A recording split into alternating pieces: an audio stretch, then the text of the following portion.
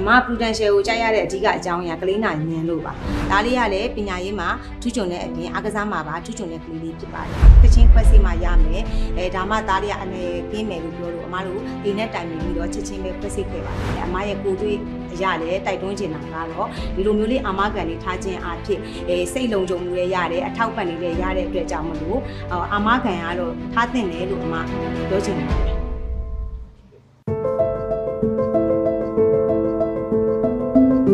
အမနာမည်ကတော့မခင်မော်ဖြစ်ပါတယ်အမတို့မိသားစုဝင်တွေကတော့အမရဲ့အမအမျိုးသားရဲ့တားလေးရင်နဲ့3ယောက်ရှိပါတယ်အမအမျိုးသားက overseas မှာအလုပ်လုပ်ပါတယ်အမကတော့စာသင်နေပါတယ်အမသားလေးကတော့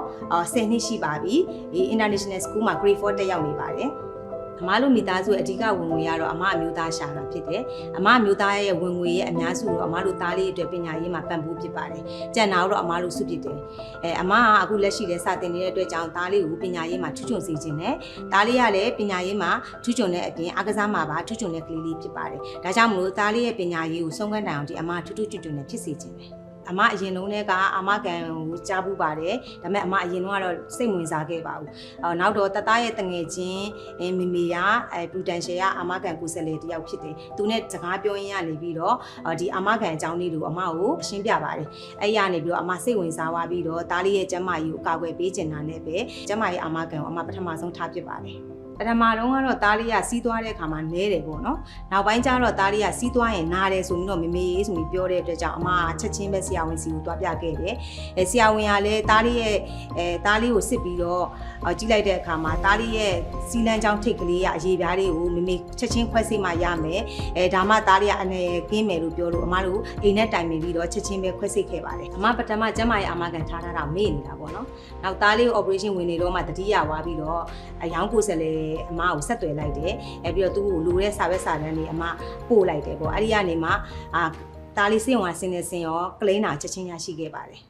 အမ Prudential ကိုကြိုက်ရတဲ့အဓိကအကြောင်းအရာကလေးနာဉာဏ်လို့ပါဒီအာမခံထားလိုက်ခြင်းအဖြစ်ပေါ့နော်ကျမကြီးအာမခံဆိုရင်လည်းဒီစုံတစ်ခုဖြစ်ခဲ့ရင်တော့မှပေါ့နော်အာမခံရှိတဲ့အတွက်ကြောင့်မလို့အထောက်ပံ့လေးရရှိတယ်မနောက်ပြီးတော့သားလေးအတွက်လည်းဗာများထပ်ပြီးထားလို့ရလဲဆိုပြီးတော့ပေါ့နော်ဒီ Prudential ကိုယ်စားလှယ်အမကိုမေးလိုက်တဲ့အခါမှာအမကပညာရေးအတွက်လည်းထားလို့ရတယ်လို့ပြောတဲ့အတွက်ကြောင့်အမအမျိုးသားနဲ့